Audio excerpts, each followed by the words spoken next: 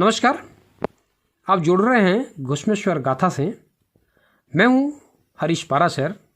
आइए आज आपको ले चलता हूं सिवाड़ के यानी घुश्मेश्वर धाम के उस पवित्र देवगिरी पर्वत और शिवालय सरोवर की ओर जिसका जिक्र शिव पुराण में है।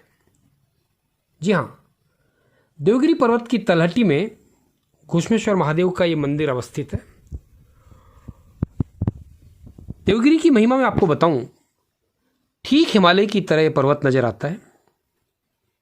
आमतौर पे जो पर्वत होते हैं उनका जहां भी आप विस्तार देखेंगे वो दक्षिण से उत्तर की ओर देखेंगे, लेकिन देवगिरी पर्वत का विस्तार पूर्व से पश्चिम की ओर है।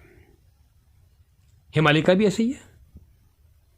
दूसरा, जिस तरह से रामायण में जिक्र है त्रिकुटाचल का, वैसे ही देवगिरी पर्वत की आकृति है, मुकुट की आकृति है। गौर से आप इसको देखेंगे तो इसमें 3 संग नजर आएंगे। श्वेत पाषाण युक्त है। ऐसा लगता है कि मानो कैलाश की तरह श्वेत शिलाएं यहां शोभा दे रही हूं। और सबसे अहम बात यह कि जो ज्योतिर्लिंग है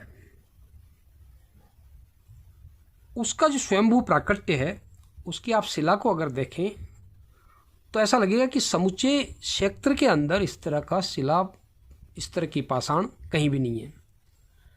जाहिर है शिवालय धाम जो बना, घुश्मेश्वर धाम जो बना, वो स्वयंभू प्राकट्य शिवलिंग वहां प्रकट हुआ। अब ले चलता हूं आपको मैं शिवालय सरोवर की ओर। ये वही शिवालय है जहां ब्राह्मणी घुश्मा रोज 101 पार्थिव शिवलिंग विसर्जित किया करती थी। लेकिन ये कथा सामने कैसे आई वो भी मैं आपको बताता हूं। संवत 1895 यानी 1837 ईस्वी में भयंकर सूखा पड़ा। शिवालय सरोवर भी तब सूख गया था। तब तत्कालीन जो सिवाड़ के शासक थे राजा शिव सिंह, उनसे ग्रामीणों ने गुहार की कि तालाब की खुदाई कराएं ताकि आगे के लिए जीवन यापन का और सिंचाई का साधन उपलब्ध हो सके। राजा दयालु थे, ग्रामीणों के आग्रह को माना और तत्काल सरोवर की खुदाई चालू की। बरजड़ा घाट की तरफ से खुदाई शुरू हुई। ये वही जगह है जहां घुश्मा का आश्रम था और वहीं वो विसर्जन करती थी। एक कुंड में असंख्य शिवलिंग निकले। ठाकुर तब जो है मौजूदा किले में रहने लग गए थे। उन्होंने किले में शिवलिंग मंगाए और खुदाई कराई तो समूचे तालाब में जगह जगह शिवलिंग निकले। अचरज की बात, राजा ने तत्काल बुलाया पंडितों को, शिवपुराण का उल्लेख किया पंडितों ने और बताया कि ये वही शिवलिंग है जिन्हें घुश्मा विसर्जित करती थी। देखिए, ये शिवालय कब से हैं, ये सरोवर कब से हैं? जाहिर तौर पे जब से यहां भगवान का प्राकट्य हुआ होगा तब से।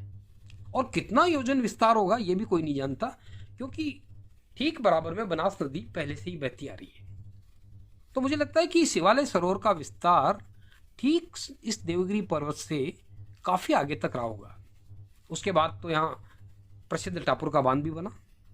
खैर, मैं इस शिवालय सरोवर का जिक्र कर रहा था और ये भी आपको बताना चाहता हूँ कि मेरे गांव सिवाड़ का बच्चा बच्चा आज अगर तैराक है तो इसी शिवालय के कारण।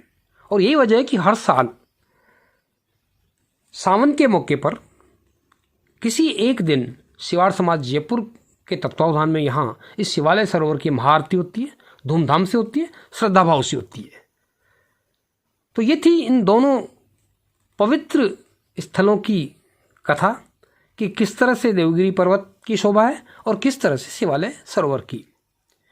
ये वो दौर था जब सिवाड़ आक्रांताओं के आक्रमण से मुक्त हो गया था करीब करीब, और राजाओं ने धार्मिक कार्यों में रुचि लेना शुरू कर दिया था।